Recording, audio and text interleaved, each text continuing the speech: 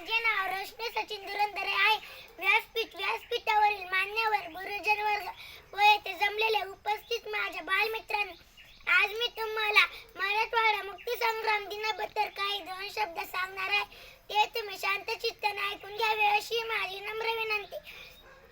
आज 17 सप्टेंबर